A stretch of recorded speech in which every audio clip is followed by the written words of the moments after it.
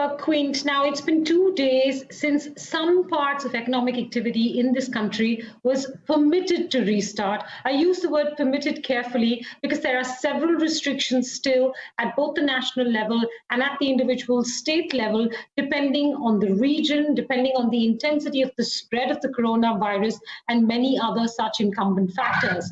To talk us through what the last 2 days of resumption of activity has looked like, if at all, I have with me an industry leader, Niranjan Hiranandani, the national president for ASSOCHAM, and of course a well-known real estate developer as well. Mr. Hiranandani, thank you very much for joining us here on BloombergQuint. Simple question first. Has there been any resumption of construction activity to your knowledge? The only construction activity which has started is mostly in, I'm talking about the Mumbai metropolitan region, has been government construction activity relating to corporation doing its roads, doing the pre-monsoon cleaning of the nalas, and those other activities which are relating to government and semi-government work. The private sector had made an application for those works which fell within the domain of the Home Secretary's order, and those applications were being considered. But I believe after the 20th, when the first opening took place, there was a reaction by the government in order to not be able to really take this thing forward in the full measure of what was decided by them. Probably the reason being that the numbers in terms of COVID in the Mumbai region became higher, number one. Number two, a large amount of activity was seen on the 20th, which moved on the roads and other places which were opened up, including some shops establishment relating to food and other things. So all in all, as far as the Mumbai city, suburbs, Thane, and the metropolitan region of Mumbai area, no construction activity in the private sector has been permitted at all. Even those relating to requirements for the pre-monsoon work in the private sector have not been permitted. Similarly, I believe the constraints have taken place in the other areas in Delhi and other areas around the country which have been declared into the red zone. The reaction has been that permission. However, a lot of work which is taking place in the green zone, some of the works have been started, especially as far as factory and industries are concerned, which are in the green zone and green belt areas. Those works have started, and we know that many of these permissions are on the way. However, it is taking some time to remobilize all the workers, to remobilize and synchronize all the activities, because many of these supervisors and managers and other people looking after the activity are just not available immediately. So it's taking some time to get this activity on ground. So yes, in the green areas, activity has started.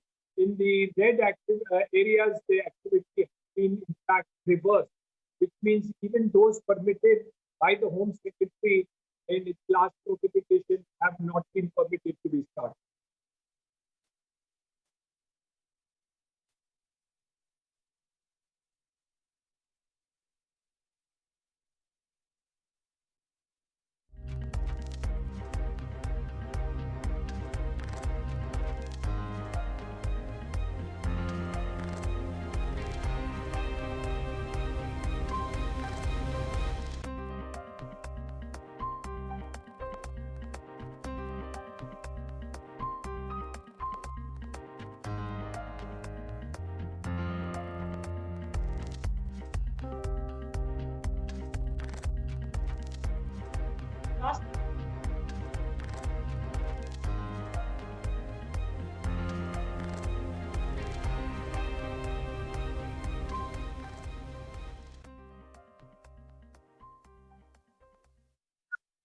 Mr. Hiranandani, I believe we might have lost the line for a few seconds.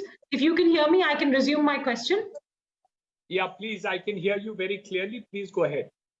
Okay, thank you. I was talking to you about Mumbai, and given that you pointed out that there's been a reimposition of certain restrictions in the Mumbai metropolitan area, and given that this is an area of large investments for the real estate industry, do you believe that there might be any resumption of activity in the next month or so? Or we will come too close to the monsoon, and now any kind of real restart will probably happen only post monsoon?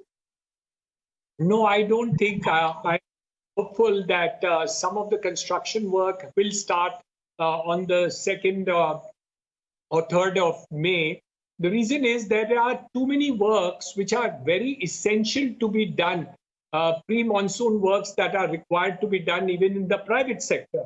For example, then some places where basements have been excavated, and if they are not completed and part of the works are not completed, in the monsoon there could be landslide in these cases, which could cause damage to property and people in the adjoining buildings and areas.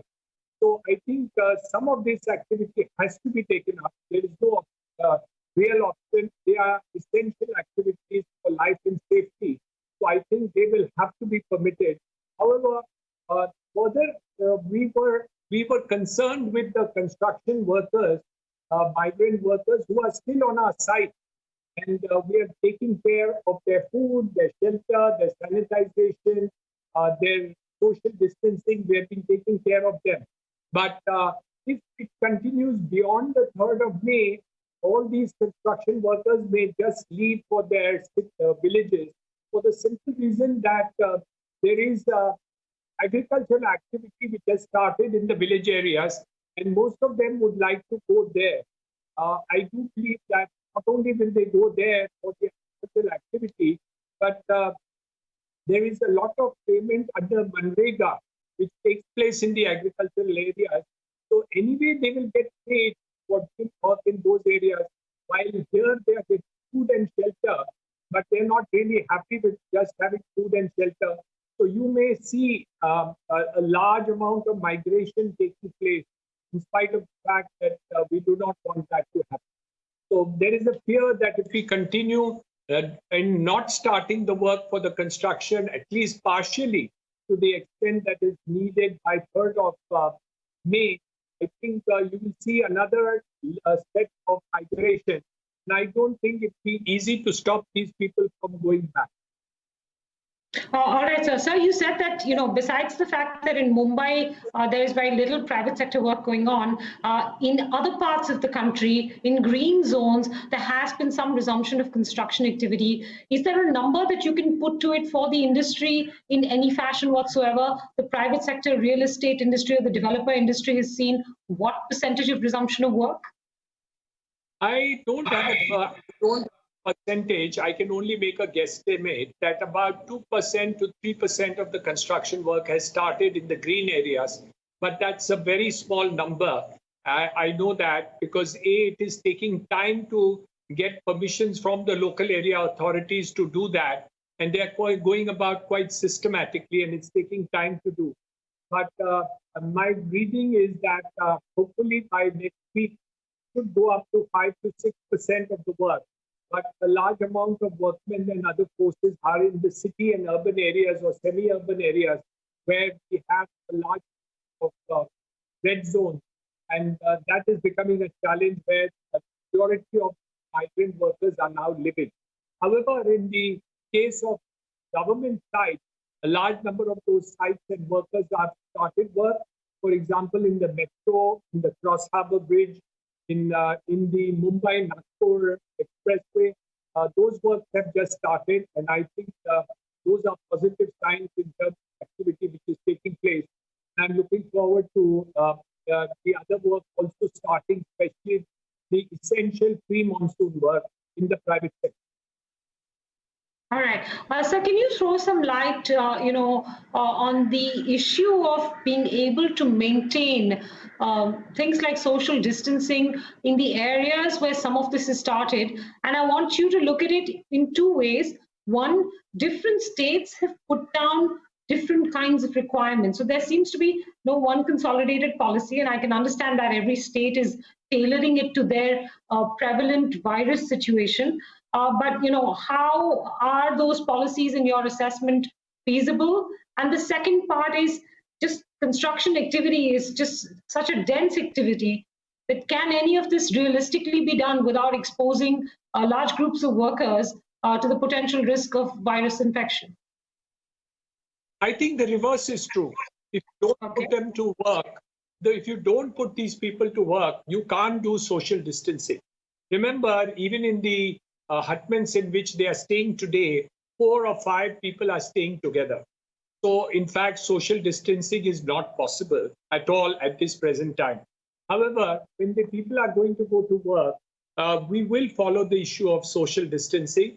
And it may mean that 30%, 40%, 50%, depending on the type of work and the type of industry and the type of activity, this can be controlled. And it is being done both in the IT sector as well as in the construction sector and all the other sectors, and social distancing will be maintained. But however, by keeping them in their places which they are staying, I don't think it is possible to continue to do one sort and to continue the social distancing to be maintained.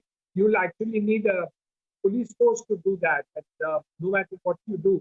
And just having free food is not working, because agricultural operations and Manrega is actually drawing a large number of people back to the villages. So you will find migration taking place if this activity does not take place. So I don't agree with you at all when you say that starting the activity will not provide for social distancing. The reverse is true. Fair enough, sir. To the previous part of my question, which is that several states have imposed various different conditions when it comes to the resumption of business. Reportedly, I think one state has put down that if any infection does occur, if business were to resume, then there would be, several months of stoppage in that factory or in that workplace. So I don't know. I mean, I want to know how you're assessing some of these state-wise conditions that are being put in place. Okay, 2 parts to that answer. You must be knowing that in the order issued by the Home Secretary of India, it was made very clear that the conditions which the states can put can only be more stringent than the ones which have been given by the Home Secretary. So you can't have more liberal conditions by the state than by the center. So a state is entitled to put more stringent conditions under the Epidemic Act. So they are entitled to do so legally. The second part of it sounds very, very unreasonable, because how can a person stop coronavirus? He can only practice social distancing, and he can keep best practices to hand. But the best of places can have a coronavirus, and coronavirus is a very insidious kind of virus, and I don't think anybody is able to stop it. In fact, one of our very eminent ministers has also been now affected by coronavirus, and there are police officers who have been affected. Officers in the who are at the duty of the chief minister has also been affected. So I don't think that it would be fair to put such onerous conditions either on the owner or anybody else. Will the government be willing to take the liability if it happens in a government office? I don't think so. So I don't think that such an onerous liability should be put. But I agree with you. We must be very, very stringent to the fact that these conditions are followed. But whether the disease will reach you or not, or the virus will reach you, is not something which can be decided by the owner, even if he practices best practices at all. So I think that's very unfair practice or statement by any state to put such a condition in their order. Fair enough. So I want to come to a last couple of questions to you with regards to the financial impact on the industry. I know that various industry chambers that represent the real estate industry, that represent developers, have put in estimates of losses. They've made requests to the government for attention, help, support. At one estimate went all the way up to 250 billion, in terms of government support. Can you give me, in your assessment, what is absolutely critical, given the shortage of supply of funds on the government's end as well? So what is absolutely critical for this industry to survive? And what are 2 or 3 of the most important measures that the government needs to take? Okay, so I again like to, because I think the extent of stimulus that is required is going to be fairly strong. As per the World Bank estimate, at least 10% of the GDP of a country requires to be done. And on the basis of that, the estimate which was given of by, uh, by Niti Aayog was in the region of 10 lakh crores of rupees that is required, which was estimated at 5% of the GDP, which was issued, I think, day before yesterday. So I think I'll stick to that figure, though our estimates at ASSOCHAM were closer to 14 lakh crores, and FICCI has estimated that at 16 lakh crores. So these are all figures and estimates that we have done. But we all agree on one point, including Niti Aayog, that a stimulus package is required if you want to revive the economy. Number two, the type and measure of the type of stimulus package can change, and different things could be provided depending on the direction in which the Prime Minister or the Finance Minister would like to take it up. From my end, we have a 4-point program that we have suggested. The first thing that we have suggested is that the government overdue payments, which have not been made by government, in terms of income tax refunds, in terms of VAT refunds, in terms of NHAI payments, in terms of discount payments, in terms of fertilizer subsidies, and state government payments, including GST payments. Our estimate on that account is 2,20,000 crores, which the government should give to these people in order to make these payments happen. They are payments which are committed by the government, and this should be taking place immediately. The second thing which we have suggested is that GST needs to be cut by 50% for a period of 6 months in order to restore demand. This comes to close to about 2.5 lakh to 3 lakh crores, though I would consider not so much, because anyway demand had fallen tremendously in this period. So this is a notional amount of cut. And this also could be added to that part of the package, stimulus package. We also think that there should be a credit guarantee by the government for additional funding to go to industry. The money lying with the Reserve Bank of India, which belongs to the bank, is 6.9 lakh crores as per the last statement made by the governor of the Reserve Bank. We believe that this money should be lent immediately, and the center government should give a credit guarantee of 40% of this incremental funding which is to be given. What do I mean by incremental funding? Suppose 100 crores is being lent by a bank to a party, and because of coronavirus, you need to give an additional 20 crores under this time. So what we are saying is a credit guarantee of 40% of the additional amount, let's say 8 crores, 8 crores in this case. So what will in fact happen is that once you give a guarantee like this, the banks will start lending to individuals, companies, corporates, NBFCs, SMEs, and SMEs, instead of keeping this money with the Reserve Bank of India. So this is another package which we have suggested. And the fourth, 2 more points I can say, is not part of the stimulus package, but needed to be done. One is that we need 6 months sabbatical on the NCLT, because otherwise all the companies will go into bankruptcy and they will be lapped up by the foreigners. So we need to stop this activity for 6 months period. This has been called for by all the associations.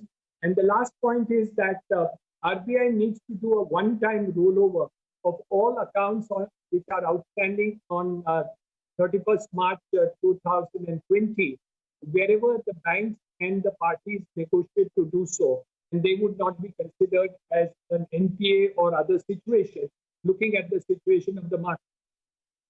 Again, this is what we are saying now. If this thing continues for a longer period of time, maybe more funding and stimulus will be required. But if you want the economy to spring back within a period of 6 months, this is the kind of stimulus that you need. Otherwise, you'll be stuck with 1% growth. My idea is you can push this stimulus package in by January of next year, we will be back to 4 and 5%. But if you don't have the stimulus package, you can go back to the World Bank estimate of 1.9, so and so close to that. So we think that it's necessary and imperative for being taken up, and I think it is possible to do, and it would be realistic. Other governments, including Bangladesh, has been giving more money to industry than they have. America, foreign countries have already given this amount of stimulus. We cannot remain behind and be backward because the economy has to go back, because we must get employment again. As you know, we have had the highest unemployment position today, and I'm quite disappointed about that. So unless you don't push stimulus package strongly, quickly, you are going to continue the high level of unemployment to be done. Thank God for our that we have a good foreign exchange balance, and good that our granaries are full, and good that we have a good harvest. So I think all these factors are good. And of course, the oil price, we are blessed. Thank God for that. I think the country has been saved by God Almighty. The last point that I feel is that the coronavirus has not been having such a mortality rate as we see in other countries. I think the immunity level with the Indians is much higher and better. So, barring those people who have comorbidity. So, we think that we will be able to tide over this crisis, but the stimulus package is in the hands of the government, and we strongly recommend this direction. Mr. Hiranandani, thank you for those details. I was specifically curious to know how the real estate sector and several leading construction companies or real estate companies are currently dealing with this gap of activity, and how they're able to deal with or what you think the outcome will be, because at this point in time, there doesn't seem to be any relief addressed towards them at all. There hasn't been much relief for other businesses either. But for instance, even the real estate rescue fund that was announced by the finance minister last year in August has yet to make a single disbursal at this point in time. And this was announced before COVID-19 came into play. So what do you expect the outcome will be in the next month or so as the economy resumes activity? Will we see even more consolidation in the industry as smaller players simply don't survive this disruption? This time, the problem has been very socialist, in the sense that the problem is not only for the small companies, but also for the big companies. So many big companies are in difficulty as much as the small company. The kind of stimulus which has been announced, which is 25,000 crores of rupees in the fund, the swine fund, which has been managed by the SBI caps. I must assure you that that fund is now very active. About almost 40 cases are almost done and going to be dispersed any moment now in stages. We are now expecting a second fund to come up, and I believe that mostly HDFC is likely to take the initiative in this fund. So my reading is that before in another 3 to 4 months, you will have at least 3 or 4 funds of the size of the Swarming Fund. So I think we may have funds to the extent of 1 lakh crores. So we are similar to the last mile funding to be the first priority in the case of Swarming Fund. We expect that the other funds will also be there. So this could be a rescue package for the real estate, especially for the flat purchasers. So the balance funding could be a stress fund, which could be used for the purposes of bailing out real estate industry from this coronavirus, which is the last nail in the coffin of many of the projects which are taking place. So I'm optimistic that the Swarming Fund will be effective. Number 2, that at least 3 to 4 more funds will come into play in the next couple of weeks or months. And we think that once this is structurally done, there will be a huge number of bailout packages taking place within a period of 3 to 6 to 9 to 12 months. And I think I'm quite optimistic that this will happen. But remember one thing, There are many big companies in trouble. There are also many small companies in trouble. And but there are big and small companies which are still above water. But if you do not start the work now on the site and this operational work does not get off the ground, then more and more companies will be into difficulty. That's not only the case in the case of real estate.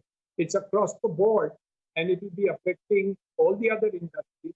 So whether it's hotels, whether it's travel, tourism, whether it's textiles, or any other industry and business, I think they'll all be negatively affected. So we are hopeful that by 3rd of May, there could be some start into the economy, even though it is a guarded start, but we will possibly have to do it in stages, especially because monsoon is approaching. We need to do it urgently in some of the cases that we need to do. But I think we are getting to grapple with this situation. One more question in. I just wanted to get a quick one more question in actually before we run out of your time, and that is that there is expectation that as this lifts and the impact of the virus as well as the impact on the economy plays out over the course of the next 3, 4, 5 months, that there could be a considerable pressure downwards on real estate prices. What's your assessment at this point in time? Of course, there will be pressure. There will be a pressure on everything. Oil has become negative. So I don't think there will not be a pressure. However, it all depends on the demand and supply situation. And my view is that if you have a good stimulus package, everything can spring back in a matter of 6 months.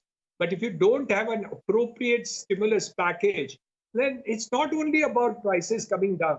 It's a question of destroying the industry. So, and you have 15% of your workforce in India relies on this. 269 industries will be negatively affected if real estate is affected. And so you're going to have a real downturn in the economy. That 1.9% also will not be there. So if you want unemployment to be safe, if you want to reduce your unemployment drastically, you have to bail out real estate industry. You may not bail out individuals, but you have to bail out the industry. There's no way that you can allow the entire industry to collapse. No country in the world has ever been able to do it without getting into a severe depression.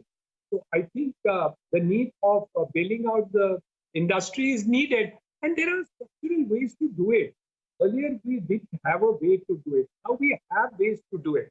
Now, unless you decide you don't want to bail this industry, or you don't want to have employment, or you don't want to save the construction segment, I don't think any government worth its mettle can think like that.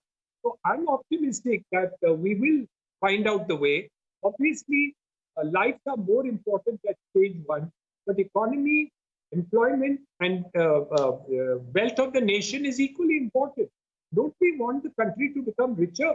I mean, we have to do the real estate, and with 15% of the total workforce going into construction, we have to bail it out, and we will bail it out. There's no need of even dreaming that we will not. All right, Mr. Hiranandani, thank you so much for sharing your thoughts, and hopefully the government is listening to you. Thanks very much for joining us here on BloombergQuint, sir.